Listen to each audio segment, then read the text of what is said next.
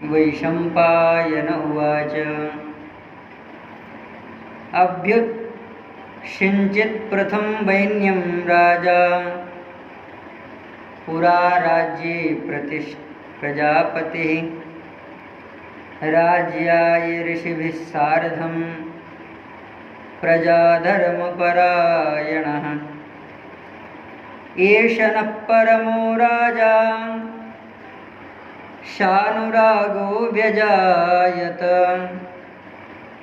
त्रेतायां सम्प्रवृत्तायाम् अन्योन्यं मनुजल्पिरे।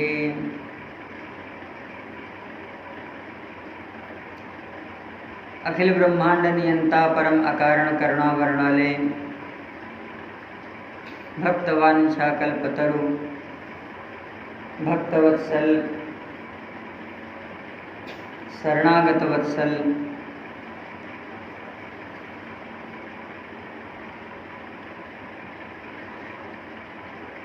भगवान श्री राघवेंद्र सरकार की महती अनुकंपा कृपा से परम पूज्य प्रातस्मरणीय पूज्य श्री सद्गुरुदेव भगवान मुदमंगलमय संत समाज भगवान के महती अनुकंपा कृपा से श्री महाभारत जी में भविष्य पर्व के अंतर्गत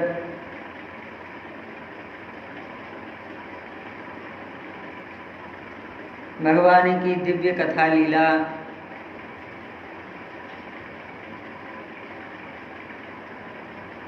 गत क्षत्र की भांति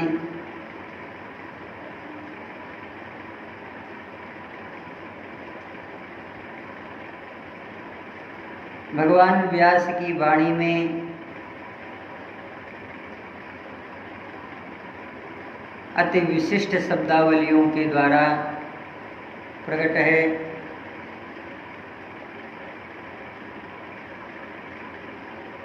जिसका गहन बोध न होने पर भी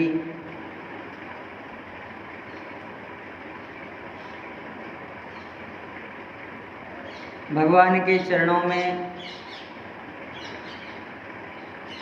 शब्द स्वरूप पुष्पांजलि समर्पित है।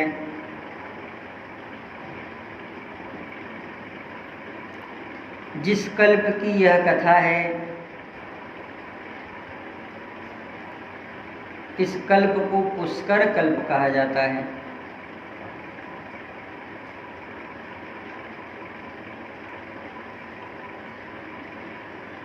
महर्षि वैशंपायन भगवान की दिव्य कथा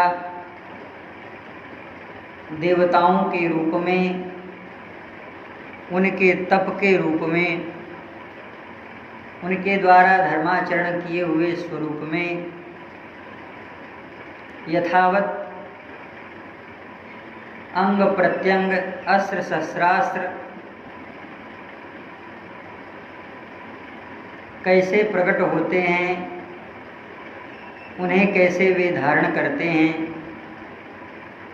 इसका वर्णन कर रहे हैं।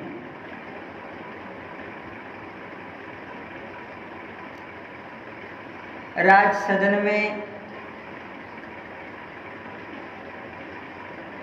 ऋषियों के समक्ष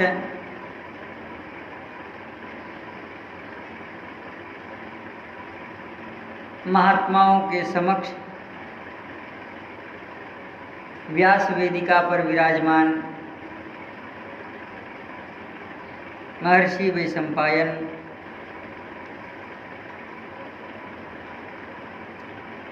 राक्षसों के स्वरूप का वर्णन कर रहे हैं।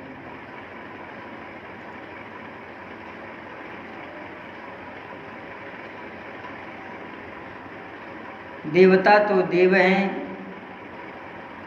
लेकिन उनके जो स्वरूप को विकृत करने वाले हैं, उनसे अपनी हिस्सेदारी मांगने वाले हैं, वे दैत्य कहलाए। ये दैत्य तमोगुणी हैं। आसुरी चतुरंगिणी सेना भगवान के बल से अत्यंत धर्षित तो है, लेकिन फिर भी यह अपने प्रभाव को रोकते नहीं हैं, विस्तार करते हैं।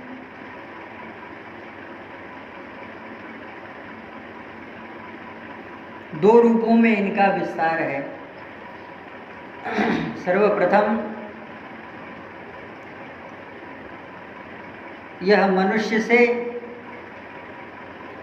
तमोगुणी वृत्ति का आचरण कराते हैं और अपना प्रभाव उनके ऊपर डालते हैं। जैसे यज्ञ में देवता अपने भाग को ग्रहण करने के लिए आते हैं, मंत्रों के द्वारा उन्हें आहुति प्रदान की जाती है।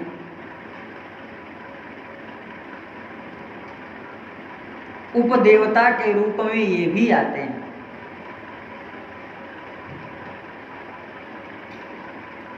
विघ्न उत्पन्न करने के लिए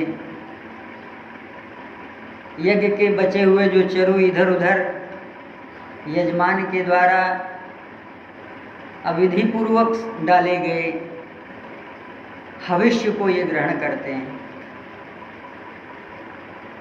वो विधि पूर्वक करने से देवता को प्राप्त होता है, अविधि पूर्वक करने से इन दैत्यों को प्राप्त होता है। भूयो अन्य तपत आसेन दुश्चरतो ब्राह्मणैः सह तैश्च सर्वैः सुरगणैर् धर्मचीरी निवासिभिः।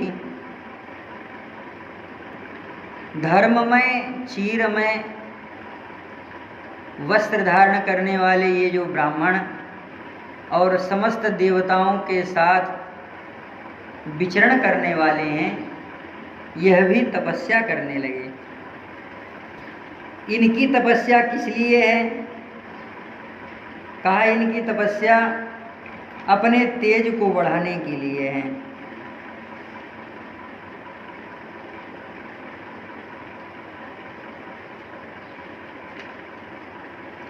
और जब ये अपने तेज को बढ़ाते हैं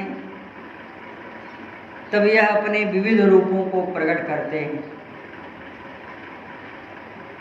राक्षसों का काम है मनुष्य के शरीर में प्रवेश करना, उनके गुण और अवगुण को देखते हुए गुण को दबा देना और अवगुण को प्रकट कर देना।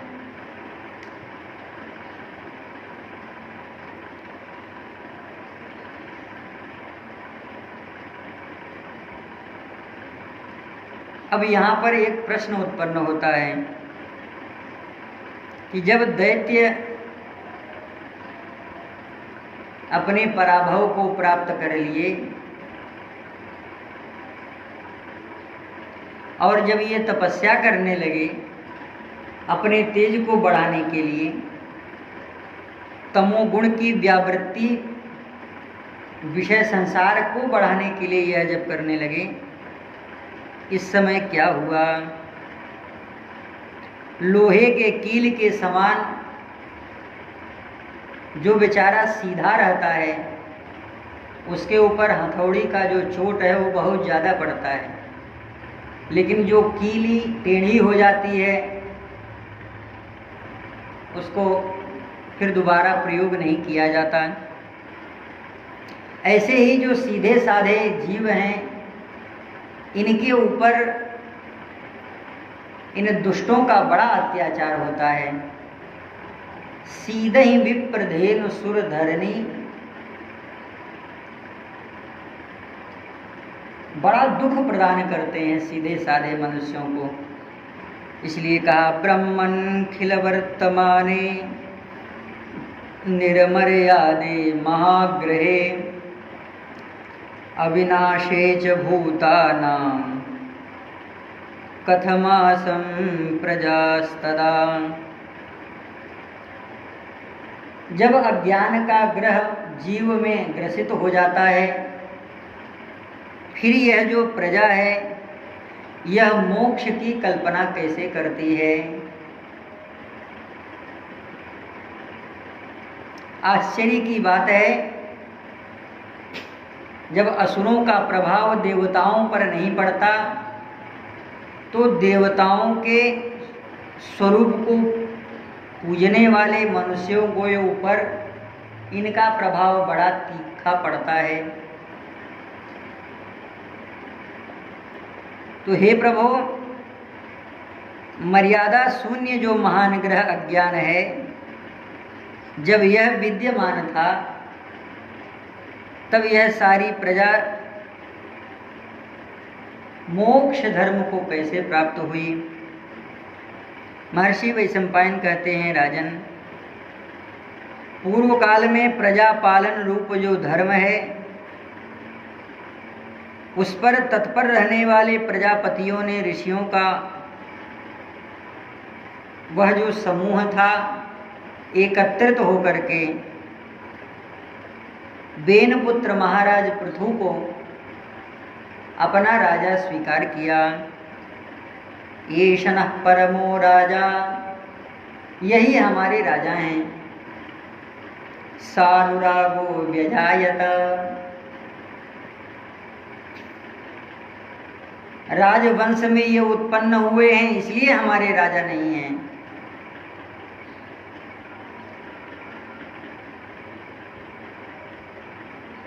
यह तो एषणो वृत्तिदाता च,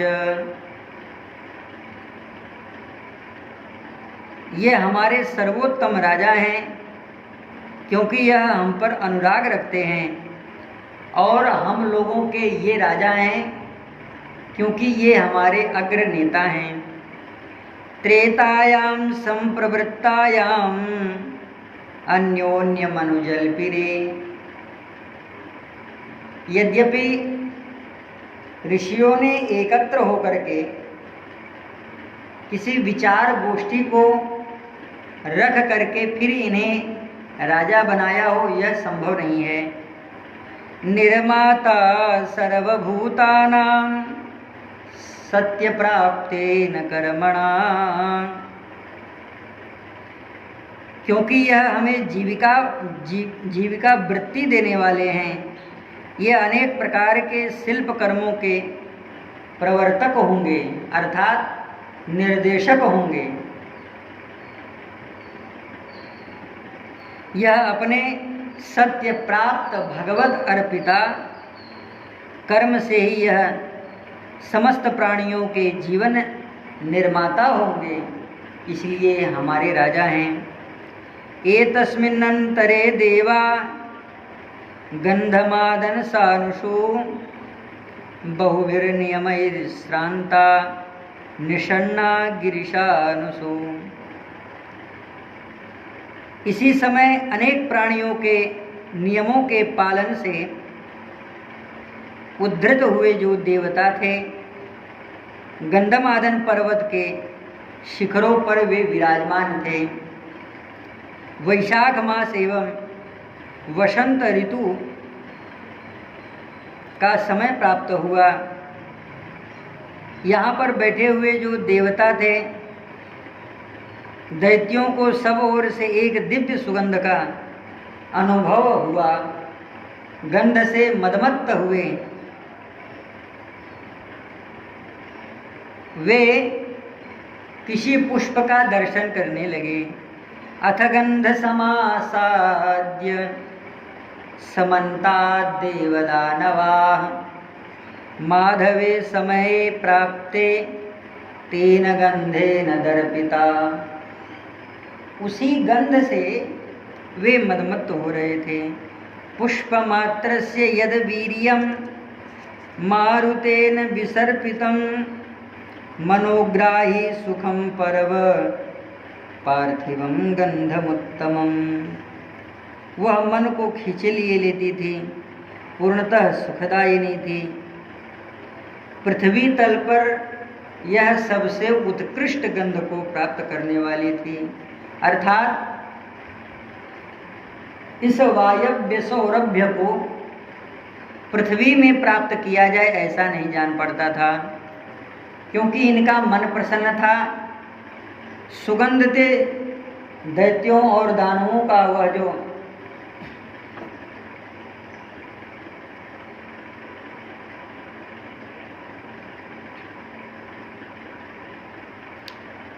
सुख मिला, इससे मन भी प्रसन्न हो गया।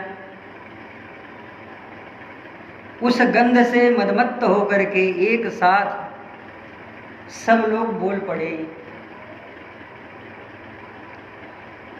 कि किम तस्य फलतो भवेत् पुष्पमात्रस्य कः, यह कौन सा पुष्प है?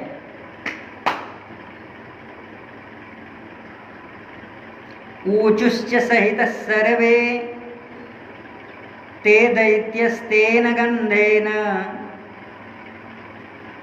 किंचिद् विस्मयमागता प्रसन्नमनसो भूत्वा परम सौख्यमुपागता।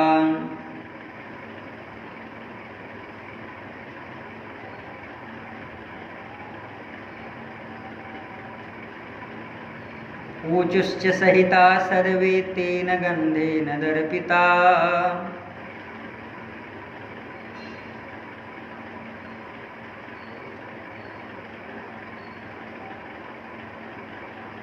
कर्म विषयक बुद्धियाँ नाना प्रकार की होती हैं, उन्हें अनुमान से जानना चाहिए। यद्यपि वह कर्म के प्रतिपादित स्वरूप से नहीं जानी जा सकती। अनुमानेन विज्ञेया विविधा कर्म बुद्धयः अशुभाश्चैवाशुभा चैव बुद्धि प्राणेन देहिनाम। उनमें से कुछ तो मोक्ष साधक होती हैं और कुछ अशुभ साधक होती हैं। देहधारियों के बुद्धि के बल को और उनके भीतर ही समझना चाहिए, क्योंकि तस्माद् वयं पयो मध्ये औषध्यो निर्मथामहे मंदरेण विशालेन बलिना कामरूपिणा। अब तो हमने अपने राजा के रूप में किसी को स्वीकार कर लिया है। दैत्यों के रूप में राजा बलि और मनुष्यों के राजा के रूप में महाराज पृथु। ऐसा लगता है कि इस दिव्य गंध के द्वारा हमें किसी विशाल कर्म की ओर प्रतिष्ठित किया जा रहा है।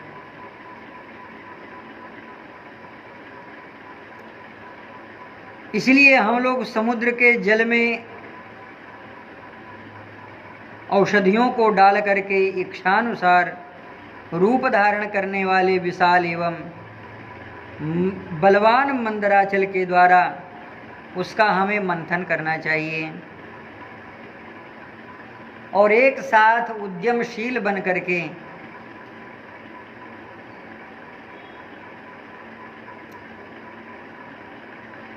सोमज जल को प्राप्त करना चाहिए, अर्थात अमृत को प्राप्त करना चाहिए।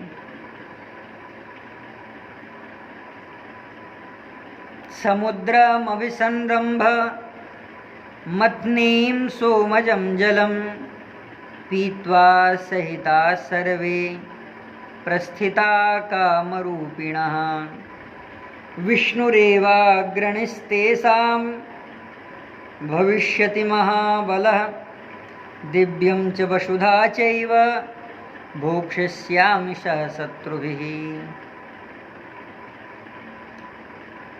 महाबली भगवान विष्णु उन देवताओं की ओर से अगुआ होंगे और हम अमृत पान करके अमर हों, अपने शत्रु देवताओं के साथ स्वर्ग तथा भूतल का भी सुख को भोग करेंगे, क्योंकि भूतल पर हमारा पराक्रम है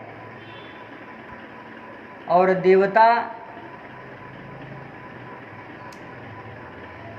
बलहीन हो जाएंगे और अमृत से पूर्ण जब हम होंगे तब वे हमारे सामने किसी भी प्रकार का पराक्रम नहीं प्रकट कर पाएंगे। समूल पत्र शाखाश्च सपुष्पा फलशालिनः सर्वे ग्राहाश्च गृह्णामः सुधां च वसुधा तले। यही नहीं, मूल मतलब हमारे जो पिता हैं, पत्र मतलब जो हमारी पत्नियां हैं, शाखा मतलब जो हमारे भाई हैं, पुष्प मतलब हमारी जो संतानें हैं, आदि समस्त परिवार के साथ हम सब लोग अपने अभीष्ट फल के भागी होकर के इस वसुधा पर हम ही सुधापान करके ग्रहों और अपने भागों का ग्रहण करने वाले होंगे। अर्थात जो हमारा पराक्रम है, हमारे परिवार के रूप में पिता, भार्या, भाई, संतान आदि परिवार अत्यंत बलवान हो जाएंगे। इसलिए उद्धृत्य गिरिपादेभ्यो गंधमादन सानुजान प्रभाष्य वचनम दैत्या मंदरस्य प्रकंपनम। सब लोग एकत्रित होकर के चलते हैं और बड़े विशाल गंधमादन पर्वत को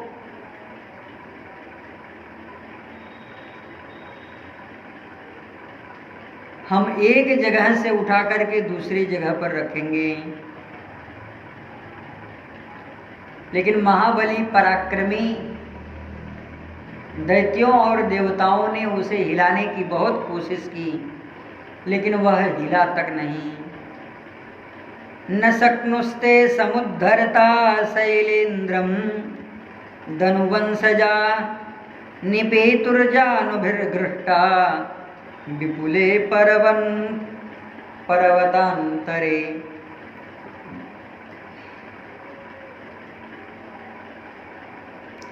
पृथ्वी भी कंपित हो गई, लेकिन वह जो दानवों का स्वरूप था, गिरिराज मंदिर को किसी भी तरह से उखाड़ न सके। यहाँ तक कि घुटने भी घिस गए उठाते उठाते। झुक करके नहीं उठाया, घुटने लगा दिए पृथ्वी पर, लेकिन वह मंदराचल न उठ सका। समाधायात्मनात्मानं तपसा दग्ध किल विशाह। तपस्या के द्वारा जिन्होंने अपने पाप को दग्ध कर दिया है, ऐसे भगवान ब्रह्मा के चरणों में प्रणाम करते हैं। पितामहं प्रपद्यन्ते शिरुभिः कामरूपिभिः। भगवान ब्रह्मा के चरणों में जाकर के समर्पित हो गए। कहा, प्रभु हमारी यह समस्या है। ब्रह्मा जी सर्वत्र गमन करने वाले और सबके वश में रखने वाले, उनकी सदैव बुद्धि समस्त लोकों में हित के कार्य में निरंतर चित्त रहने वाली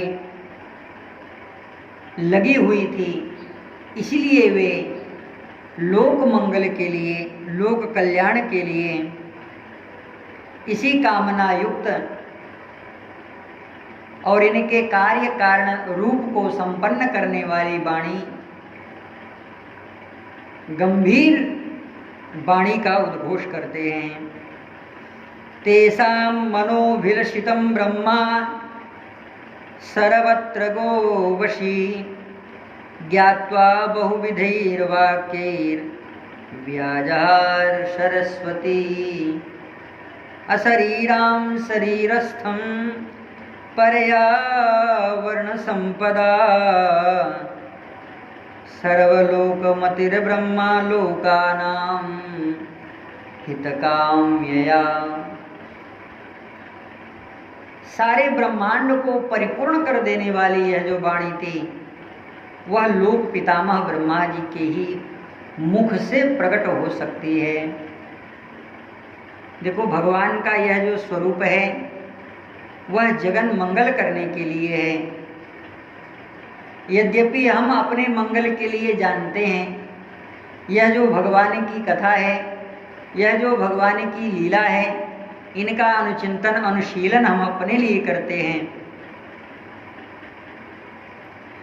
लेकिन इन स्वरूपों से भगवान लोक का हित करते हैं।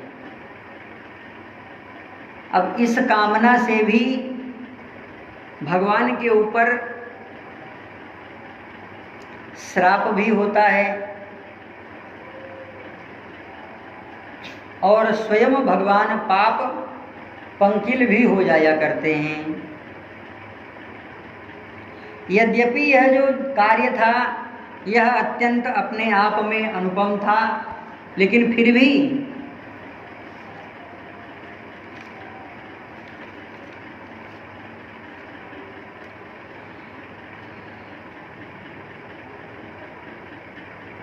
यह लोकहित होने के कारण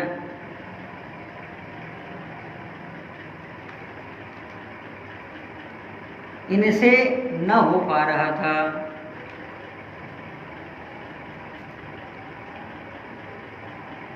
लोक पितामह भगवान ब्रह्मा प्रजापति दक्ष से कहते हैं सृष्टि का विस्तार करो। प्रजापति अपने मन में संकल्प करते हैं,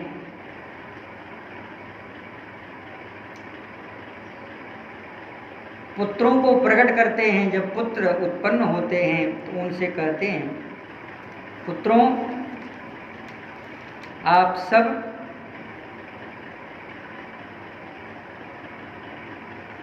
सृष्टि का विस्तार करने के लिए तप को करो। नारायण सरोवर दिखा, नारद जी पहुंच गए। नारद जी ने कहा कि आप सब यहाँ?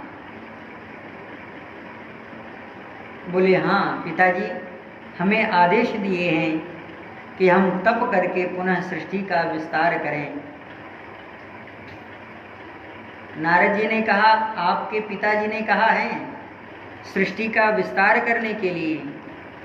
क्या आप जानते हैं कि यह पृथ्वी कितनी लंबी चौड़ी है?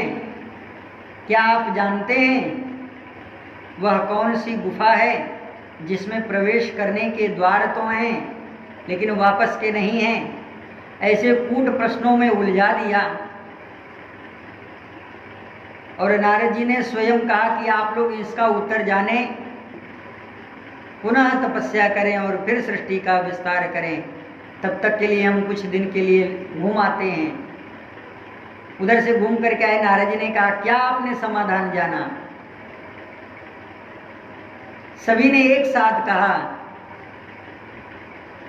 इस पृथ्वी का विस्तार नहीं है, अर्थात कर्म करने का वह जो स्वरूप है इसका विस्तार कोई नहीं जानता, क्योंकि कर्म के तंतुओं में विस्तार यह जो जीव जंजाल है संसार का निर्माण कर लेता है, लेकिन यह इसका पारावार नहीं प्राप्त करता। भगवान का धाम ही वह एक ऐसा स्थान है जिसे प्राप्त करने के बाद में जीव मनुष्य लोक में पुनः नहीं आता है। वहाँ जाने के तो द्वार हैं, लेकिन परिवर्तन वापस आने के द्वार नहीं हैं। नारद जी महाराज ने कहा, अब तो अच्छी शरणागति तुम्हें देनी ही चाहिए, इसलिए अब तुम भजन करो और भजन करके अपने स्वरूप को मुक्त कर दो। तत्काल श्री नारद जी महाराज ने उन सभी को अपना शिष्य बना दिया। पुनः दोबारा वे लौट करके नहीं आए। दक्ष प्रजापति को बड़ा क्रोध हुआ कि देखो, यद्यपि दक्ष प्रजापति नारद जी के भाई हैं संबंध से, लेकिन क्रोध बहुत आया। मन में जैसे ही संकल्प किया कि अभी भस्म किए देता हूँ, ब्रह्मा जी प्रकट हो गए। ब्रह्मा जी ने कहा, अरे पुत्र क्या करने जा रहे हो? इतना बड़ा क्रोध कि तुम अपने भाई को ही नष्ट करने की संकल्प रख चुके हो। तो कहा कि आप कहते हैं सृष्टि का विस्तार करो और आपके पुत्र हैं कि वे मानते नहीं हैं, वे हमारे पुत्रों को उपदेश कर दिए, अब वे हमारे पुत्र वापस नहीं आएंगे। नारद जी के इस कार्य की प्रशंसा करते हुए भगवान ब्रह्मा ने कहा, अरे प्रजापति, तुम्हारा काम है सृष्टि का विस्तार करना। अगर कोई अवरोधक आता है तो उसे एक विघ्न जान करके उसे भूल जाओ, लेकिन किसी को श्राप दोगे तो तुम्हारी तपस्या क्षीण होगी। फिर ब्रह्मा जी के समझाने से शांत तो हो गए। फिर उन्होंने संकल्प किया, शबलाश्वों को प्रकट किया। वे सब भी उसी तीर्थ नारायण तीर्थ क्षेत्र में पहुंचे। नारद जी महाराज ने कहा कि अच्छे शिष्य मिल गए। जो 10,000 की संख्या है वह ठीक नहीं है, 1,000 और शिष्य बन जाए तो ज़्यादा अच्छा है। उन्हें भी वही उपदेश दिया, कूट प्रश्नों में उलझा दिया और पुनः उन्हें भी समय दिया समझने के लिए। जब नारद जी वापस आए, नारद जी ने कहा, क्या समझे? कहा, प्रभु बस यही कि तपस्या करने के बाद भगवान को हम प्राप्त कर लें। अब तो नारद जी महाराज ने कहा, वाह, बहुत अच्छी बात है। सभी को अपना शिष्य बना लिया और सभी को मुक्त कर दिया।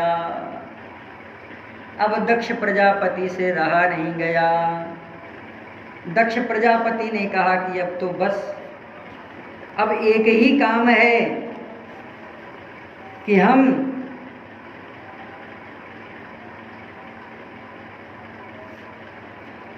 नारद जी को छोड़ेंगे नहीं बिना इनको श्राप दिए।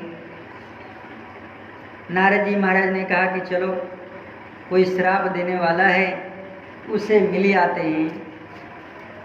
नारद जी महाराज दक्ष प्रजापति के सामने खड़े हो गए। दक्ष प्रजापति ने कहा,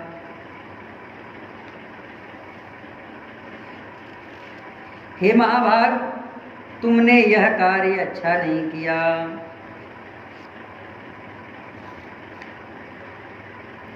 तुमने हमारे पुत्रों को साधु बना दिया। अहो असाधो साधूनां साधुलिंगे नस्त्वया असाध्विद कार्यर्भकाणां भिक्षोर्मार्ग प्रदर्शिता। ए असाधु,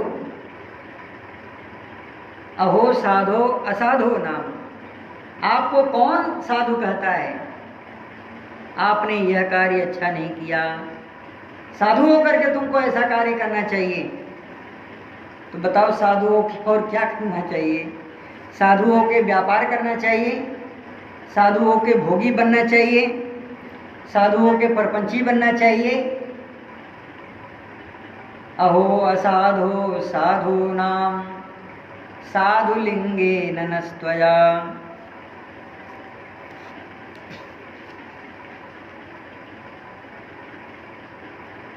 छोटे छोटे बालकों को तुमने भिक्षुओं का मार्ग प्रदर्शित, अर्थात उन्हें भिखारी बना दिया। यहाँ पर दक्ष ने एक बड़ी बात कही है, जिस विषय को, इस प्रसंग को कई बार कहा गया है, लेकिन इस विषय को वैसे ही छोड़ दिया गया है। यहाँ पर दक्ष प्रजापति कह रहे हैं,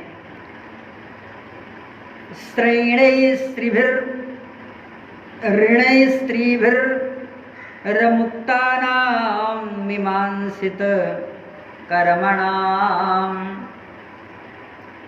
पहला तो यह है, विधातः श्रेयसः पापम लोकयोरुभयोरुकृतः। और दूसरा यह है, नानुभूय न जानाति पुमान् विषय तीक्ष्णताम् निर्विद्येत स्वयं तस्मान् तथा भिन्नः धीः परैः। दक्ष प्रजापति यहाँ पर यह कह रहे हैं जिसने विषय का सुख न लिया हो उसे विषय की जो तीक्ष्णता है उसका अनुभव कैसे होगा।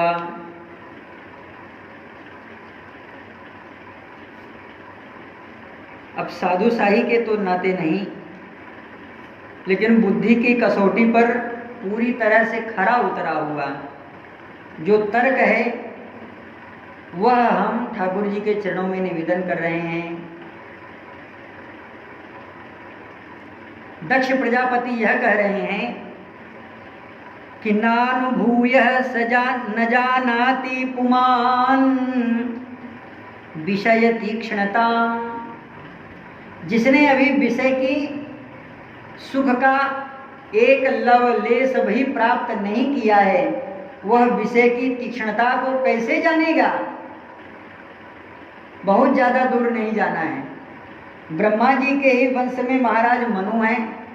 महाराज मनु से यह पूछना है कि क्या आपको विषय से विराग हुआ? नहीं हुआ। हो इन विषय विराग भवन बसत भा चौथपन हृदय बहुत दुख लाग जन्म गयो हरि भगति बिनु। जब विषय से वैराग्य होता ही नहीं है हविषा कृत्स्म वर्तने न भूय एवाभिवर्धते। और ज्यादा दूर नहीं जाना। महाराज ययाति से पूछा जाए न कामेन उपभोगेन साम्यति भी कहते हैं। जैसे अग्नि में हविष्य डाल दिया जाए, जैसे अग्नि में घी डाल दिया जाए, जैसे अग्नि में लकड़ी डाल दिया जाए, सूखी लकड़ी, जैसे सूखी लकड़ी को प्राप्त करके वो भभकता है, दहकता है, उसी तरह से विषय को जितना भोगा जाए वो उतने और तेजी से भभकता है। भोगो न भुक्ता वयमेव भुक्ता। मैंने भोगों को नहीं भोगा अपितु भोगों ने मुझे भोग लिया।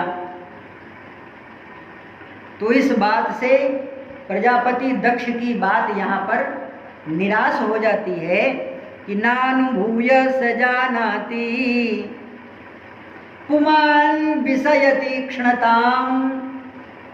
वहां पर मनु जी ने क्या किया? बरबस राज सुत इंद्रपदीना नारी समेत गवन बन कीना। वो तो बच गए, लेकिन यहाँ पर जो कह रहे हैं प्रजापति दक्ष निर्विद्येत स्वयं तस्मान न तथा भिन्न धी परई। अरे उसे हटाने की क्या आवश्यकता है, वह तो स्वयं हट जाएगा। गोस्वामी जी महाराज ने बड़ी सुंदर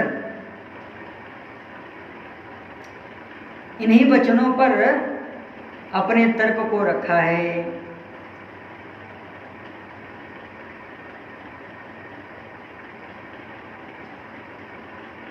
गोस्वामी जी महाराज कहते हैं कि जैसे लोभी धन को गांठ बांध करके रखता है, उसी तरह से हे ठाकुर जी आप मुझे स्मरण में रहें।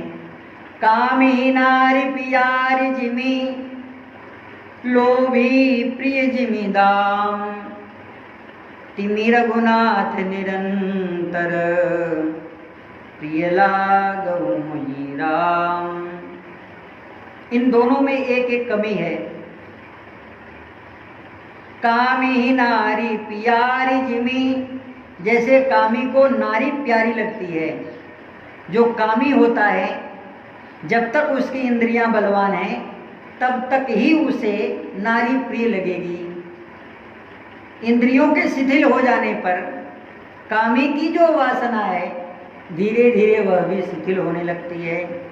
लेकिन कामी नारी प्यारी जिमी लोभी प्रिय जिमी दाम। लेकिन लोभी की यह पराकाष्ठा है कि जिमी प्रति लाभ लोभ अधिकाई। लोभ अधिकोधिक उत्तरोत्तर वृद्धि को प्राप्त होता है।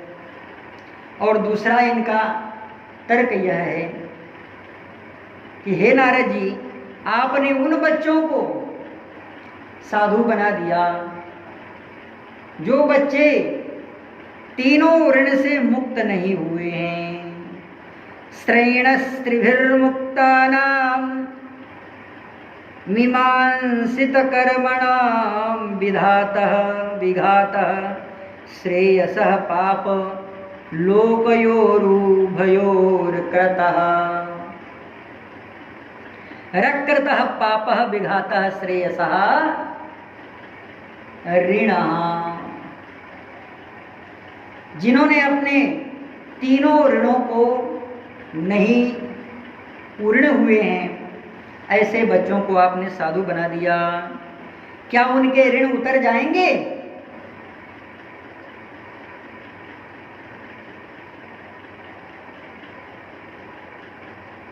तो इसका बड़ा सुंदर ही श्री भागवत जी के ही अनुसार उत्तर दिया जा रहा है।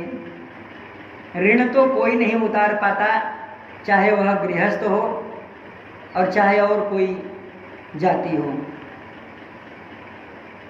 क्योंकि तीन ऋण, जो देव ऋण है, पितृ ऋण है, ऋषि ऋण है, यह तो कभी उतारा ही नहीं जा सकता।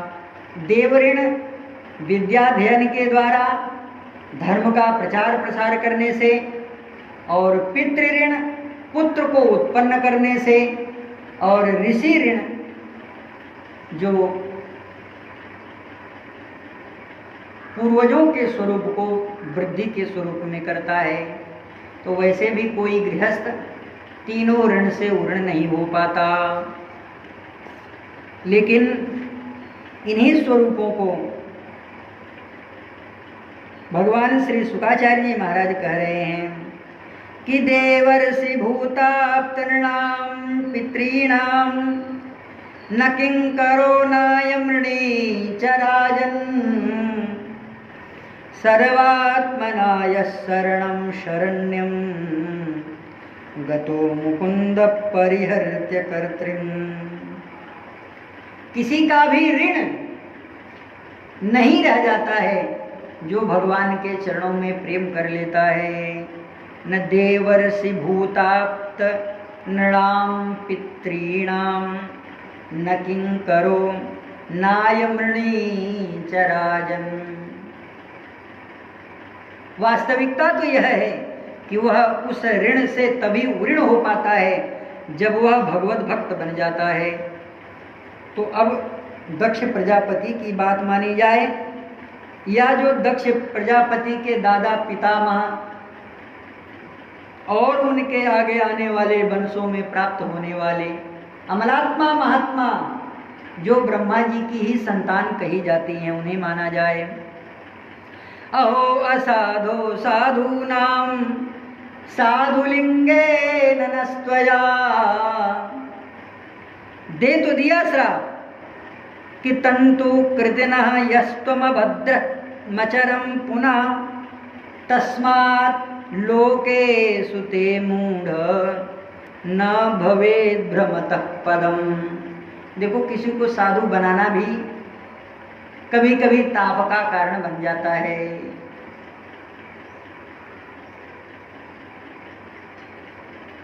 नारद जी महाराज लोक पितामह ब्रह्मा जी के समक्ष प्रकट हुए। कहा, प्रभु मुझे बहुत संताप उत्पन्न हो रहा है। मैंने कोई अनुचित कार्य नहीं किया था, पुनः मुझे पाप मिला है, मुझे श्राप मिला है। इस श्राप का मैं निवारण कैसे करूं?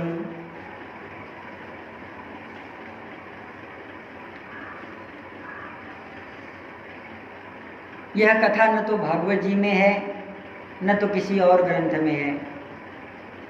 यह श्री वाल्मीकि जी महाराज के द्वारा किया गया, वर्णन किया गया बृहद वाल्मीकि रामायण में यह स्वरूप प्राप्त होता है। एक बार की बात है, काकभुसुंडी जी महाराज के समक्ष महर्षि सांडिल्य पहुँचे। महर्षि सांडिल्य ने काक जी महाराज से पूछा कि हे महर्षि, क्या कोई ऐसा ताप है जो संतों के हृदय के संताप को मिटा सकता है? यही बड़ी सुंदर आख्यायिका सुनाते हुए कहा कि दक्ष प्रजापति को थोड़ा सा भी भान न रहा। उन्होंने अपने तपस्या का संकल्प लेकर के नारद जी को श्राप दे दिया। लेकिन धन्य है श्री नारद जी महाराज, इनके हृदय में श्राप से उत्पन्न ताप तो हुआ, लेकिन इन्होंने कुछ प्रकट रूपों में वर्णन नहीं किया। ब्रह्मा जी के पास में गए और कहा, हे प्रभु, मैं अपने संताप को मिटाना चाहता हूँ, कहाँ जाऊँ? तब श्री ब्रह्मा जी महाराज ने कहा, चित्रकूट गिरिश्रेष्ठ श्री राम पदभूषित। काकभुसुंडी जी महाराज सांडिल्य महर्षि से कह रहे हैं कि ब्रह्मलोक में श्री नारद जी महाराज से ब्रह्मा जी महाराज ने कहा, चित्रकूट गिरिश्रेष्ठ श्री राम पदभूषित मंदाकिनी नाम यत्र, मंदाकिनी नदी नाम यत्र पाप प्रमोचिनी। हे पुत्र, चित्रकूट गिरिं गत्वा यत्र मंदाकिनी नदी देवनद्यां ततः स्नात्वा गिरेः कृत्वा प्रदक्षिणम्। यहाँ से जाओ चित्रकूट, और चित्रकूट में भगवती भागीरथी मंदाकिनी के चरणों में प्रणाम करो। देखो, यह जो मंदाकिनी का स्वरूप है वह एक तंत्र रूप में है, वह एक यंत्र के रूप में है। जैसे ही तुम वहाँ पर जाओगे, उनके चरणों में अपनी शरणागति प्रदान करोगे, प्राप्त करोगे, वे प्रसन्न हो जाएंगी। क्यों? क्योंकि वे श्री राम पाद अंक से विभूषित हैं। श्री राम पादांकिता वह जो दिव्य जल है, वह चिन्मय जल है। चित्रकूट गिरि गत्वा यत्र मंदाकिनी नदी देवनद्यां ततः, क्योंकि वे देव नदी के द्वारा प्रकट हुई हैं, अर्थात भगवती गंगा का यह विलक्षण स्वरूप है। स्नात्वा गिरेः कृत्वा प्रदक्षिणाम्। नारद जी महाराज वहाँ पर आ गए, यहाँ पर चित्रकूट में। दृष्ट्वा श्री राम देवं तम ब्रह्मरुद्रादिवंदितम, यहाँ पर देखा साक्षात श्री सरकार श्री किशोरी जी के साथ में विराजमान थे। मुनि के हृदय में मुनि का वह जो स्वरूप था वह बड़ा विचित्र होने लगा, क्योंकि दक्ष शापाद विनिर्मुक्तो देव ऋषि द्विजद सत्तमः। दक्ष के श्राप से अभिभूत हुआ हृदय आज भगवान श्री राम के श्री चरणों में आ गया। सुमिरत हरि श्राप गति बाधी, सहज विमल मन लागी समाधि। वहाँ तो स्मरण करने से ही श्राप की गति अवरुद्ध हो गई थी, लेकिन यहाँ दर्शन करते ही पर ठाकुर जी का इनका बड़ा स्वरूप सुंदर हो गया। दक्ष शापाद विनिर्मुक्तो देवर्षि द्विज सत्तमः। यहाँ का स्वरूप कैसा है? वैसे तो विस्तार बहुत है,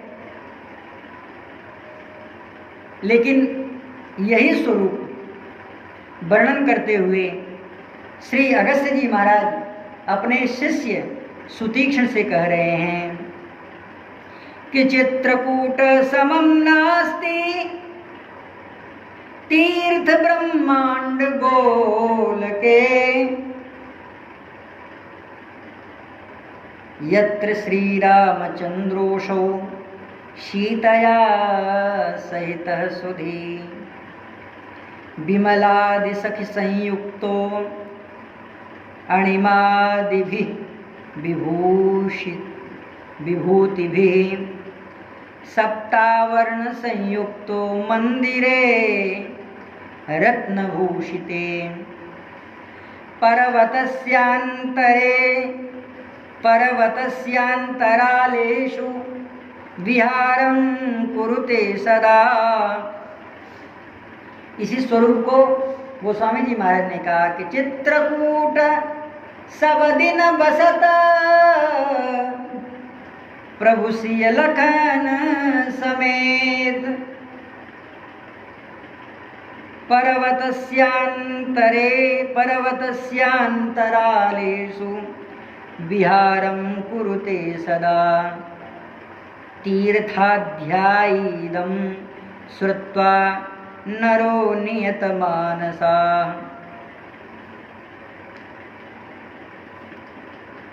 यह श्री चित्रकूट धाम की महिमा है जो श्री नारद जी महाराज के हृदय के संताप श्राप पाप को मिटाने वाली है। ध्यायन्ती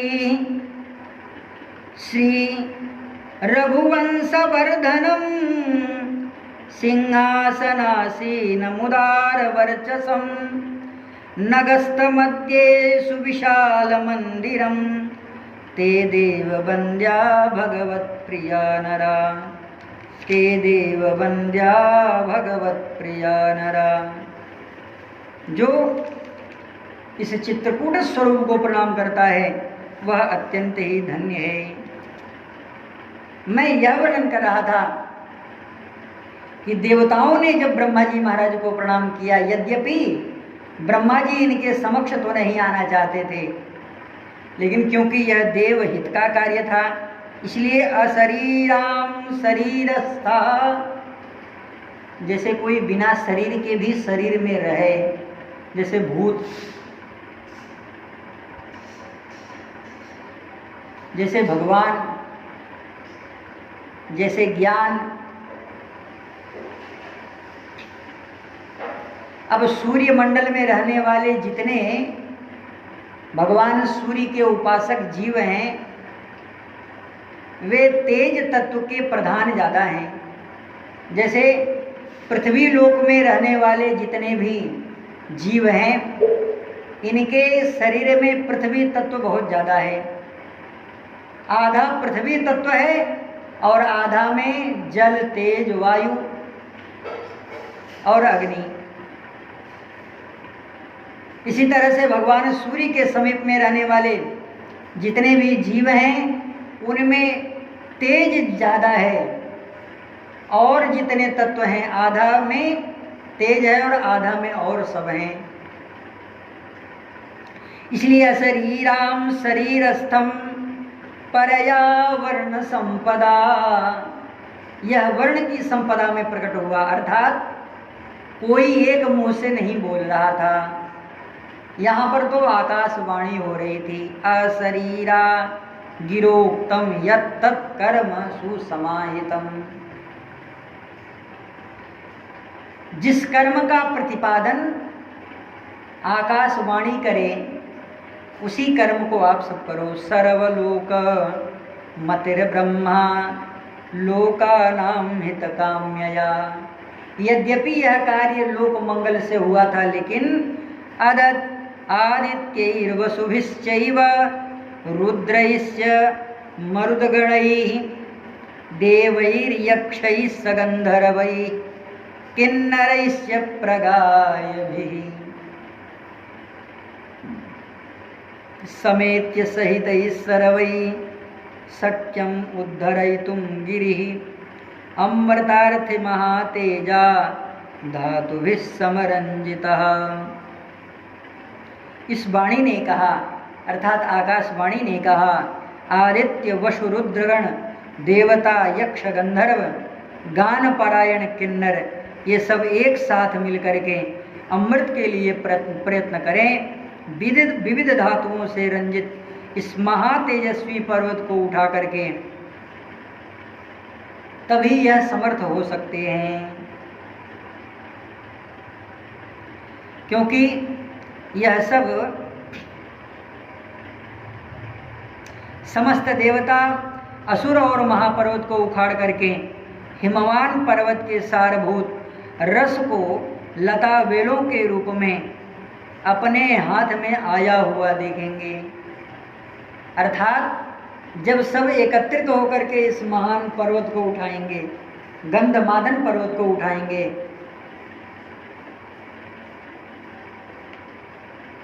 तब इन्हें सामान्य पुष्पलता की तरह भार जान पड़ेगा। सुरासुर गणा सर्वे समुत्पाट्य महागिरिम हस्तारूढ़ प्रपश्यन्ति वीर धोः हिमवदरसम एतच्छ्रुत्वा च वचनं सर्वेषामन्तिके तदा दैत्या बाहु बलिनो मनोभिर्वागभिरेव च। ब्रह्मा जी की बात को सुनकर के सब लोगों ने एकत्रित होकर के एक बार ही उस पर्वत को उठा लिया। विक्रीडभूता वसुधा बभूर्लवणाम्बशी यत्र पुष्कर विन्यस्तं सहितैर्देव दानवैः। जैसे मंथान दंड डाला जाता है महासागर में, उसी तरह से उस बहुत महान विशाल पर्वत को हाथ में लेकर के सब लोगों ने एकत्रित होकर के दानवों के द्वारा वह लवण समुद्र में खिलौने के तरह डाला गया। इधर उधर आंदोलित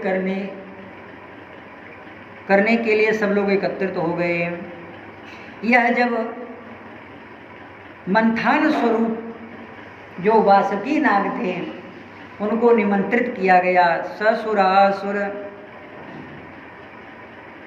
सुरासुरगणा सर्वे सहिता लवणाम्भसः मंदरम पुष्करम कृत्वा नेत्रम वासुकिमेव च। नेत्रम तु रज्जुकृतं कृत्वा समासहस्रम मथितं जलमौषधिभिः सह क्षीरभूतं समायोगाद अमृतं समपद्यत।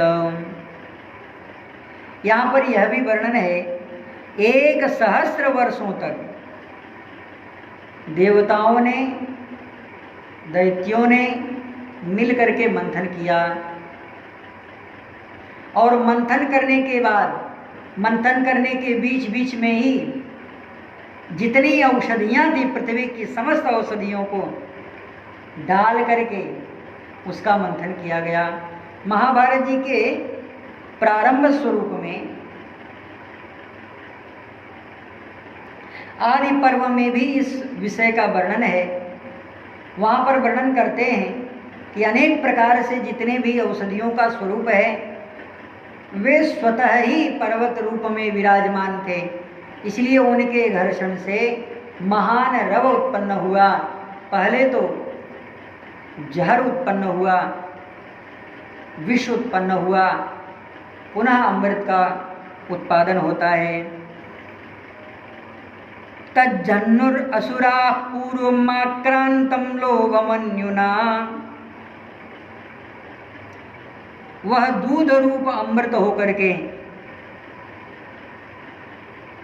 एक कलश में संचित हो गया, यानी कलश में उसे संचित हुआ देखा असुरों ने।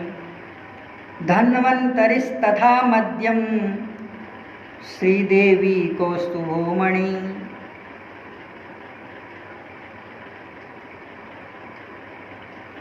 उस अमृत को पहले असुरों ने तो हरण कर लिया, क्योंकि वे लोभ और क्रोध के वशीभूत थे। इनका जो पूर्व में भी अभिप्राय था वह भी इसीलिए ही था। समुद्र के जल से धन्वंतरी, मध्य श्री देवी, कौस्तुभमणि और निर्मल चंद्रमा का प्रकाश हुआ। बड़ा ही सुंदर उच्चैःश्रवा नामक अश्व निकला। इसके पश्चात अमृत का प्रादुर्भाव हुआ। शशांको विमलश्चापि समुत्तस्थुर्शमन्ततः उच्चैःश्रवा हयो रम्यः पीयूष तदनन्तरं पश्चाद्देवांस्तदा दातुं मुद्यताराहुमब्रुवन्। अभी अमृत बटा नहीं है, लेकिन अमृत के लिए मार पहले होगी। जहर कौन पिए इसका निर्णय नहीं हो पाया था, लेकिन अमृत कौन पिए इसके लिए सब लोग लड़ने लगे। चिक्षेद न तु दे केचित् पिबन्ति स्म दैत्या नैव च दानवाः चिक्षेदाथ हरिः सख्ये राहोश्चक्रेण कं तदा अनिर्मुक्तं पितृगणैर्मुनिभिश्च सनातनैः तदिन्द्रहस्तादमृतं जहार पृथिवीं स्वयं जगामाङ्कगता देवी ब्रह्मवाक्य प्रचोदिता। जय जय श्री महाभारते अखिल भागे हरिवंशे भविष्य पर्वणि पौष्करे त्रिंशोऽध्यायः। श्री सीतारामचंद्र भगवान की जय। श्री हनुमान